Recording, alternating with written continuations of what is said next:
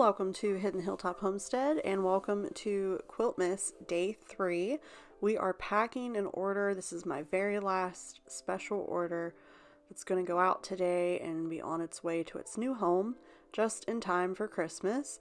This order actually contains 2 quilts. It's a green and yellow one that I made previously, and then this one was the pink and blue one was the special order that we've been working on in the past couple videos. So I'm just using this 16 by 16 by 12 shipping box, and I just pack my quilts in there with their regular bags that I store them in, and then I add in my little quilt care tip packet. That's just a little packet that has my washing instructions and then a collar catcher sheet just for the first time that they wash it. So these guys are the beautiful blankets that will be going out today. And then I'm just going to put these little packs in there and make sure everything's sealed up perfectly. These are great storage bags, but also for shipping, like it just adds an extra layer of protection in case the box gets wet or whatever. It's bittersweet to bag these guys up because, you know, this is my last order of the year. This was the last quilt that I'm going to finish this year. And it's been a wonderful year. Like, I've made several blankets and it's just been crazy. The YouTube channel's growing, my business is growing, everything's just amazing. And I don't know, this is the time of year to reflect on like how things went, and I am so proud of myself. And I just thank everybody who's supported me along the way through my channel or who has bought a blanket off of me. My husband's been amazingly helpful with so many things, and it's been awesome. My mother-in-law gave me a new sewing machine, and my mom is down in Florida drumming up some business for me, so it's been a great year. I'm just going to make sure this is nice and sealed, and then we'll get the shipping label put on it. And she's ready to go. I got it covered for privacy reasons, but we're good to go. Off to the post office. Alright, back from the post office. Package has been shipped. So now I'm starting on some projects. This is going to be for content on a future video, and I'm basically cutting out and assembling some samples of different ways to make a rag quilt. So there's going to be different layers, different materials, and then different shapes and styles and things like that. So I'm just going through all of my scrap flannel and cutting out as many backs as I can, and I'm also going to be using some scrap quilting fabric. So this is the white fabric I used for a tie-dye quilt I made earlier this year. That's going to be perfect for backing. And then I'm using some pre-cut squares for front pieces that are not going to match, and it's probably going to drive people insane. And I apologize in advance, but I wanted to use up stuff that I know I'm not going to use to actually make quilts with, or like, you know, patterns that I'm not going to miss that much. I kind of have an attachment to stuff that I know I'm going to put into blankets, and I didn't want to use a bunch of that stuff. So this is just some leftover extra wide flannel, and then these are scrap pieces that I'm cutting up because I'm going to be doing like a scrap pattern, which you'll see in the tutorial or videos or whatever I have coming up next year. It's a surprise. I don't want to ruin everything, but I'm just cutting up some different little pieces, and I'm going to have 9 total samples.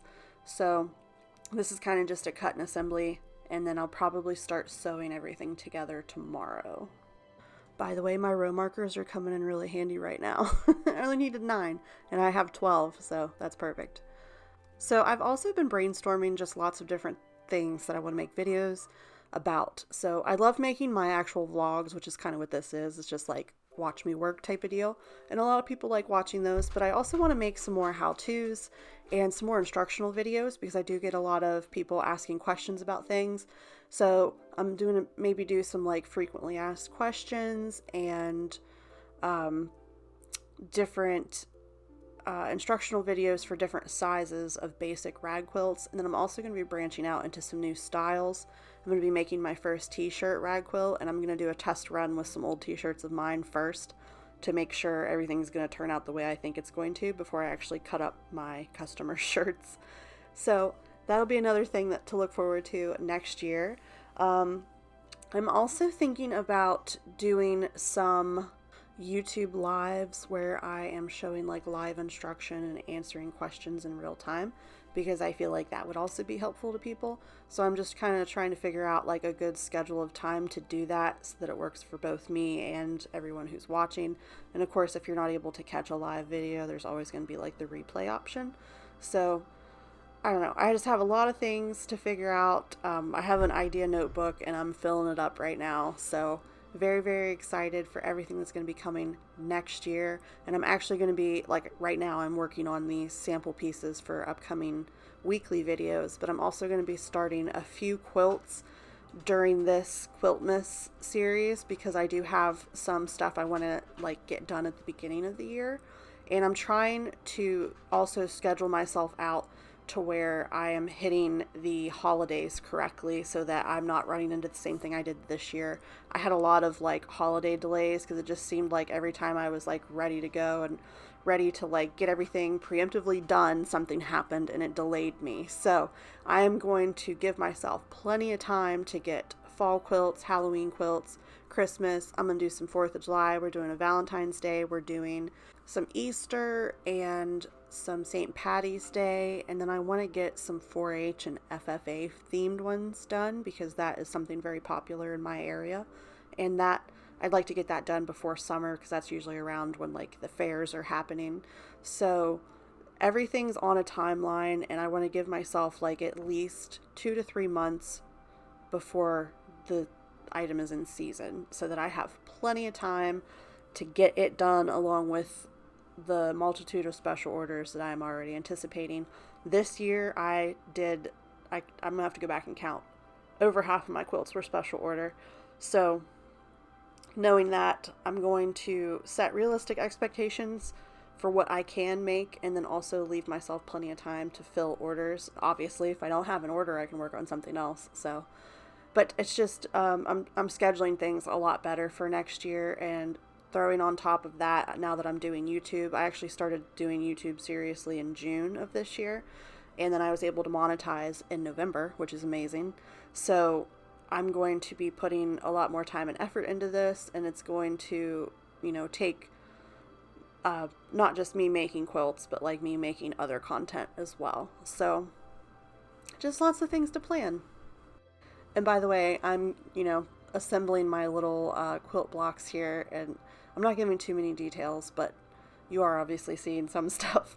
And I'm going to be doing some applique work. Now, this is just super basic. I just used some scrap triangles, and this isn't going to showcase, like, what the true potential of some of these designs could be. But, we'll get the general idea. I think the triangle one is going to be interesting, and I might even try to make one of these this year if I have time. It's just I'm going to need another stencil for cutting out my batting because trying to measure down with the stencil I have is incredibly difficult. So possible design in the future, possible quilt idea, but I will need some different stencils for sure. I've also been kicking around the idea of getting some kind of website, and I'm not sure if I want to do, I don't want to use a selling platform, so I'm not going to sell on Etsy or Michael's Maker Place or whatever it's called, but I am kicking around the idea of creating my own website so that I could offer quilts for sale online. I know, right now I have absolutely no problem selling in person, but I also have people who are interested who obviously are not in-person sales. So I'm thinking about that. I'm not sure if I will do it though, just because I'm going to have to plan stuff around. I have a full-time job. I also have a small farm, and then I do this. So my time is very all over the place, and if I feel like it's going to be worth it, I'll do it, but we'll see. This is my life right now. This table represents the chaos that comes along with Christmas. And really quick, I wanted to talk about me crocheting, because here's an example of why I don't crochet a lot. I'm working with this I Love This Cotton. It is City Beat is the color name, and it's just a 4-weight, I think. And I'm just trying to make a washcloth, but I worked up a little sample piece here. I'm doing a moss stitch, which is just single crochets essentially, but you're spacing it in between your single crochet, chain one, and you're skipping a chain and creating holes that you're then single crocheting into, if that makes any sense. But I added an extra row on accident, and then I tried to correct myself, so now I just have like this weird thing at the end. But other than that, it doesn't look bad. I have some tension issues for sure because there's some big holes and it's tighter in different places. But this is kind of like a little sample workup. I've done washcloths before and had no problem with them. I just have not crocheted in a year. So making those dish scrubbies and then like working on this, I'm trying to get my hands and my brain to work correctly, but it doesn't look terrible. I'm going to do a few more rows and see how it turns out, and then we'll decide what we're going to do from there. All right, I got like 45 minutes in this thing, and as you can see, you know, the nub's a little weird, but it doesn't look terrible. I mean, the variegated colors look amazing because of the stripes, but the little, you know, the extra row, if you take that off, it doesn't look bad. But I think I'm just going to take this apart and start over and try to get the same pattern going and see if I can make a washcloth that looks a lot prettier than this with less holes. But anyways, thank you guys for watching day 3. I'm going to call it a night, and I will see you guys tomorrow to work on something else. Bye!